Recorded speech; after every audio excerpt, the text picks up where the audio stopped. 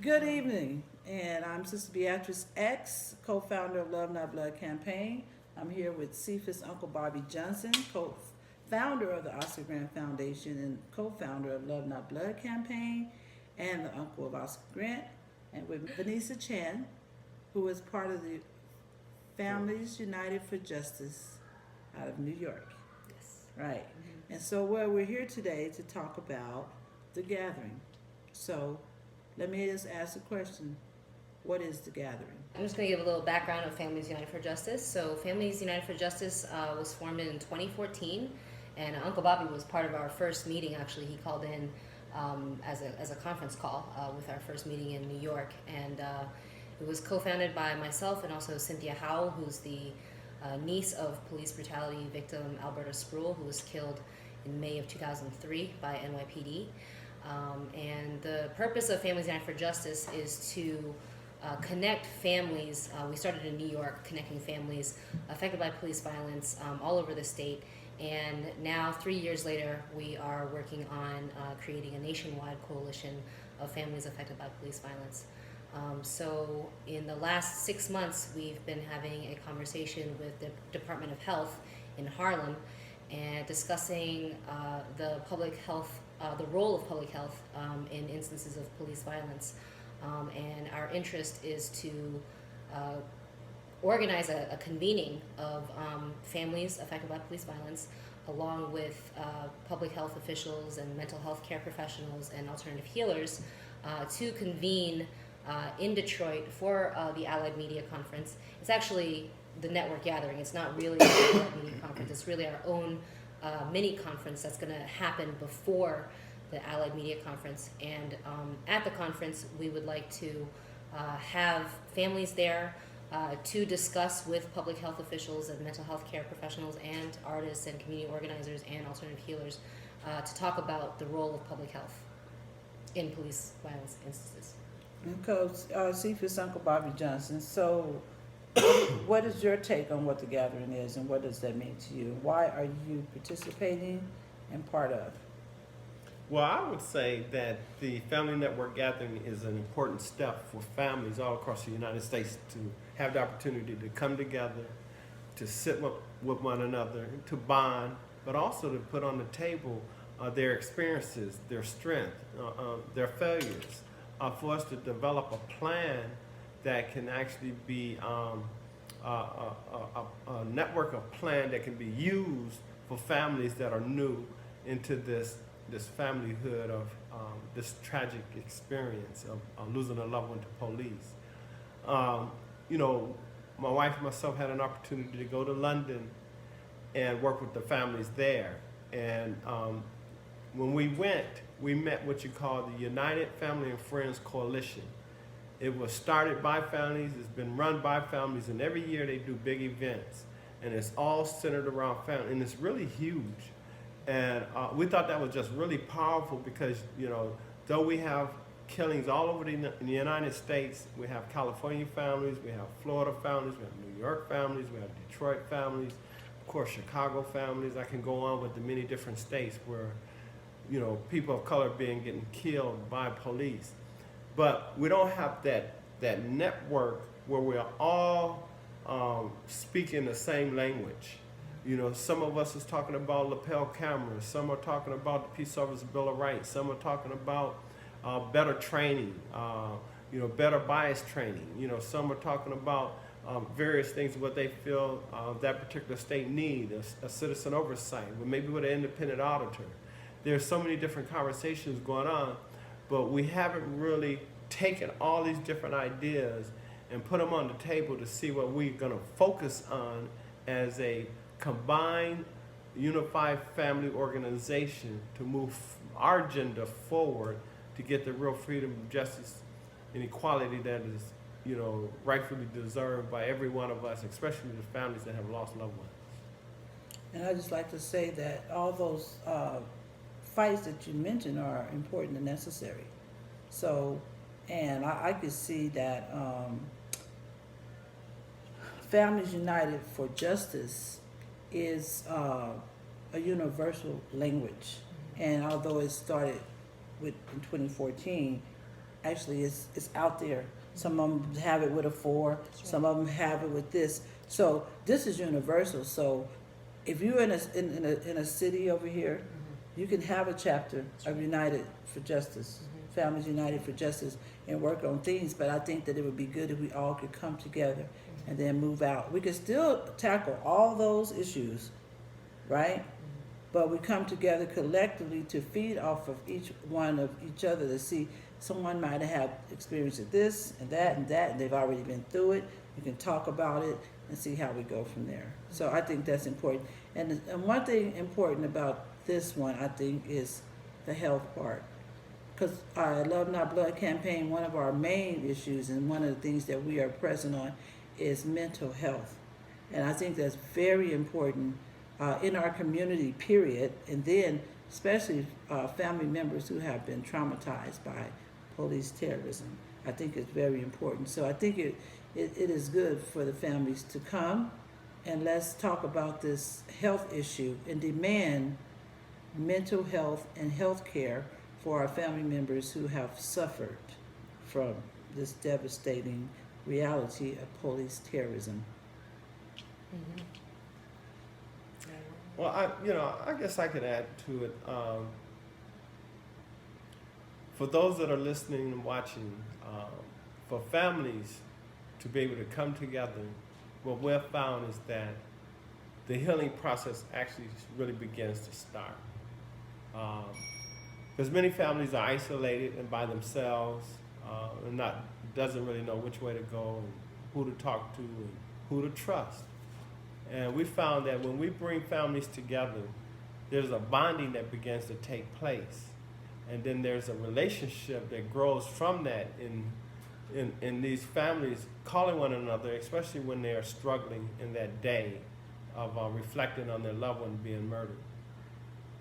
We've seen many conferences go on. We've seen partial families be at these conferences, and we have also been at conferences where the conference have invited the families, but the families weren't the focus of the conference, but they did bring the families there to have and hear the stories of just how heinous police terrorism is and going on around these countries, and recognizing the family's loved one that has been killed.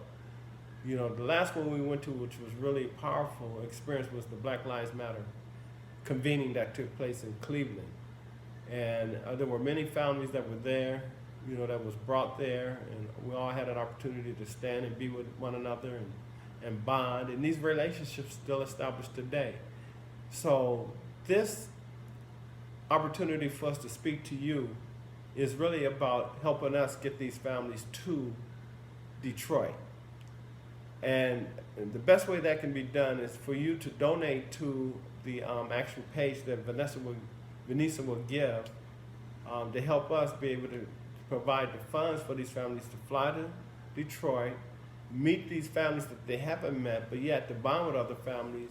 And not only that, to have an opportunity to be in many different workshops to understand the process of how to seek justice, how to get the funding that they need to bury their loved one, how to develop self-care needs that will help them in the nights when they're alone, they're struggling, they don't know what to do, and they've developed high blood pressure, insomnia, you know, you name it.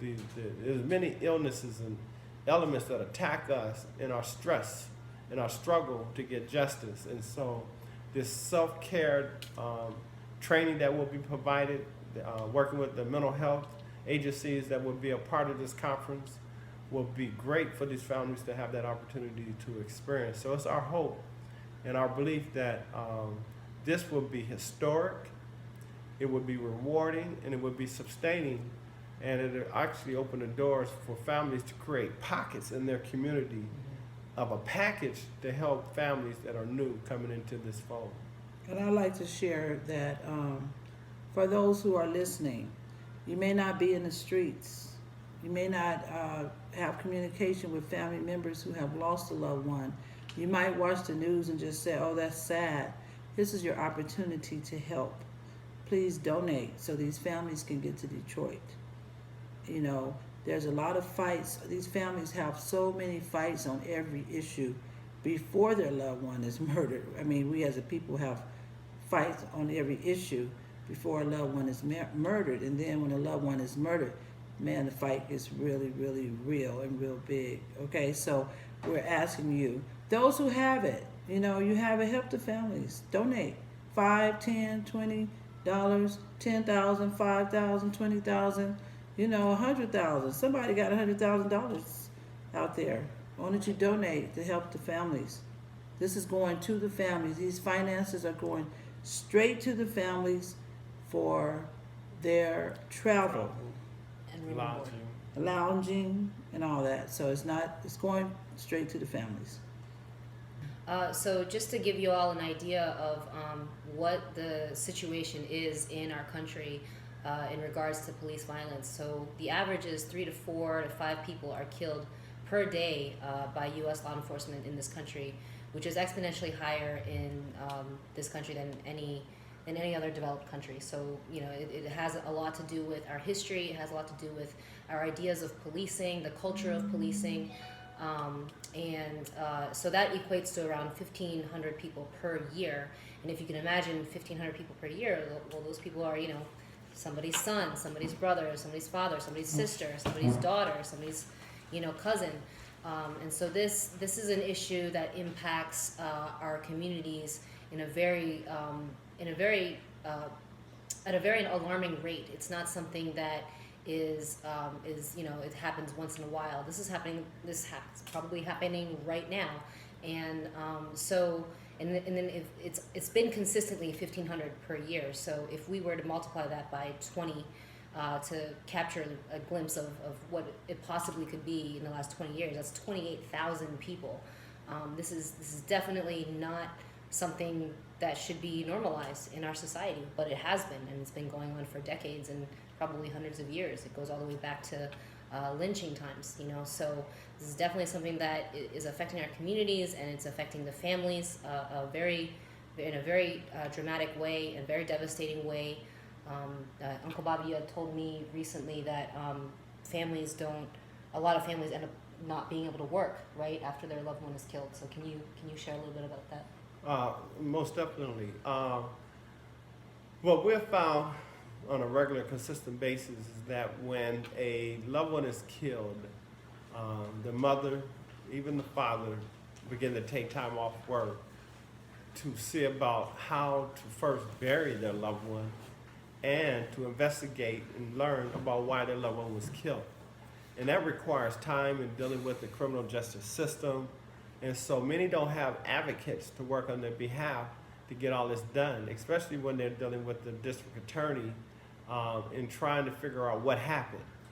And so with all this time being taken off, many families then really go into what we call a real struggle mode.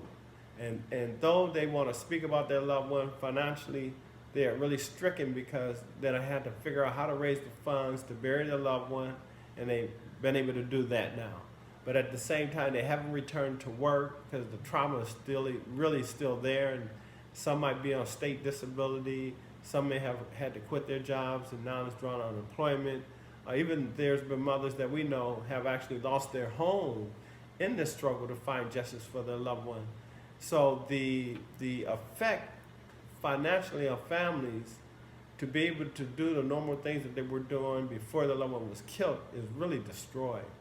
And because of all these new struggles, you know, in trying to financially make it in life, many family members begin to develop what we know today as high blood pressure, diabetes.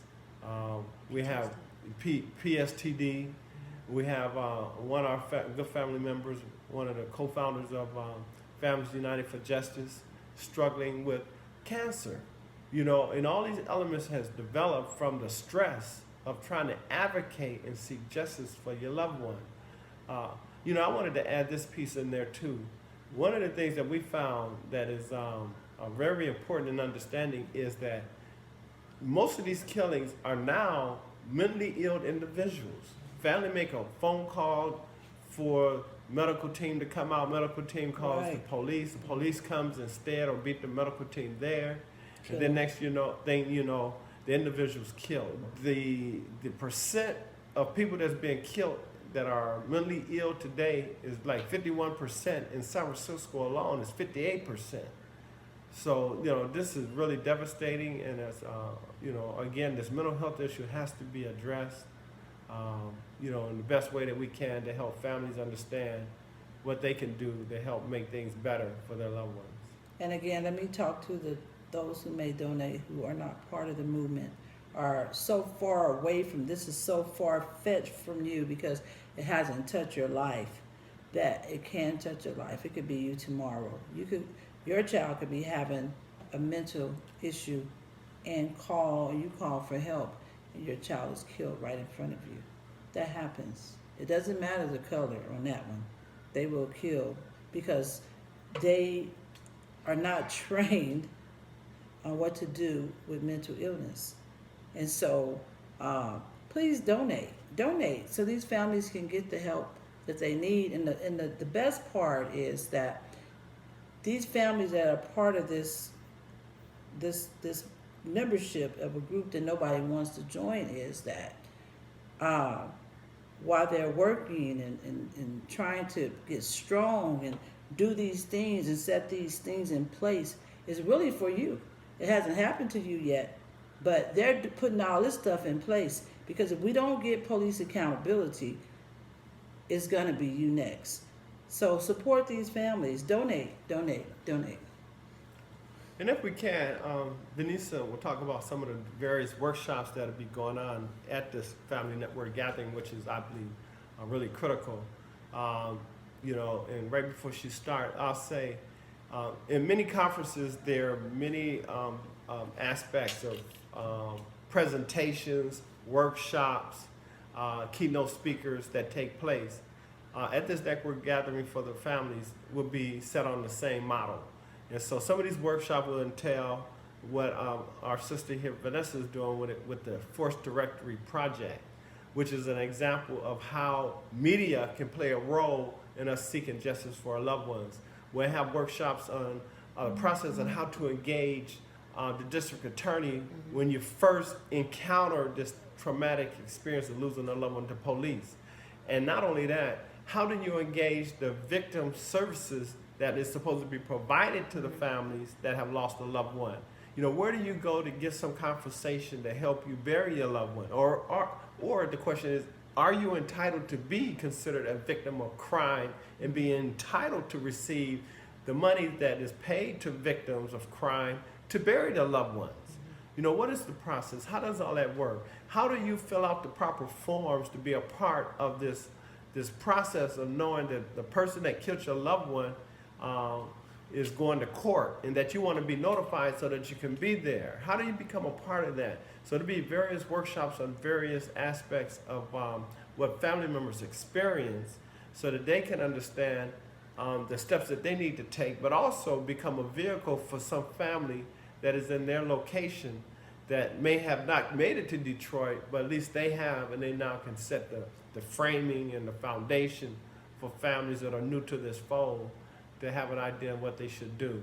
But I definitely would love for our sister Vanessa on the FTP, we call it, Force Directory Project, and how it helps families. So I want to start with saying that, one of the main issues that I've, I've been doing this for the last 8 years, working with families affected by police violence, is one of the main challenges that families face is really not knowing what to do, and we know as a society, as people of color, when you know your rights in a police interaction, that changes the dynamic of that interaction. If you know your rights and you're confident about what you know and you're confident about what the police can and cannot do, you might have just saved your life just by knowing your rights. And the same goes for families that have come into this situation where they've lost a loved one, they're dealing with the trauma and the shock of losing their loved one in this very devastating, tragic, violent way, extreme way, and they're left with not knowing what to do. And so many cases have resulted in being thrown out, or family members have been misled by their lawyers. They've been misled by the media. They've been misled by the police, and then what ends up happening is their case doesn't move forward. Their case gets thrown out. Their case gets dismissed. They get nothing. They definitely don't get justice. They don't even get any kind of settlement. And what we want to do at this conference is to really kind of start laying down the groundwork, like Ms. Aunt B was saying, so that when this does happen to you, when violence does show up on your doorstep, or maybe someone that they can have a resource to go to. They can have this group of families to turn to console with, to talk to get advice from. So, at this conference, we're going to have some veteran family activists like Uncle Bobby, for example, and also Nicholas Hayward, who's been fighting for his son's case for the last 20, I think it might be 23 years this year. He's been fighting for a long time, and he knows he's a veteran activist. He really knows his way around the criminal justice system. He has his own analysis that's very deep. One thing that I find really powerful about all the families is that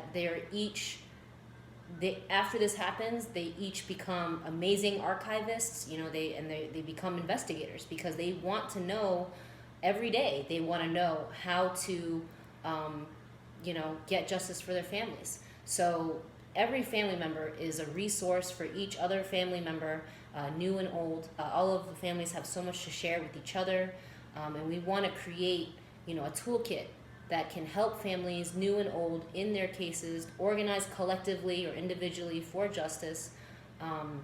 So now going into a little bit of the programming. So we're going to have some veteran family activists speaking, and then we're also going to have think tank sessions and brainstorm sessions around legal services, who to trust, what organizations are trustworthy, how to utilize, how to source your community for to gain collective power in a case. Something that is something that Uncle Bobby has a lot of experience with the Oscar Grant case. We are going to have alternative healers at the conference. So we're going to have someone lead yoga and meditation and teach families how to cultivate a self-practice in yoga and meditation, so that in times of, not even just in times of stress, but making it a part of your daily routine, so that you're, over time, you're releasing that trauma from your body, and you're keeping yourself as healthy as you can be while you're living in this trauma, because the trauma is not going to go away, but how you deal with it can change the trajectory of your health, right? And health is wealth, right? So we're going to have yoga and meditation there. We're also going to have acupuncturists. We're hoping to get some Reiki healers and also massage therapists to come and service the families as well. The acupuncturist has already agreed to, give a presentation, but she also wants to treat families. So she's going to take like 1 to 3 families every half an hour. And you too. And, families are going to get, this is a retreat. This is going to be looked at as a retreat, but also as a conference, as a gathering, right? So, but this is really for you guys. And then a little bit about the media side. So the project that I have that I've been working on for the last 8 years is called the Force Trajectory Project.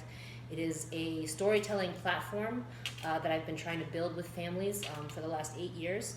And we'll have a full documentary team there documenting the meetings, so that everything can be well archived.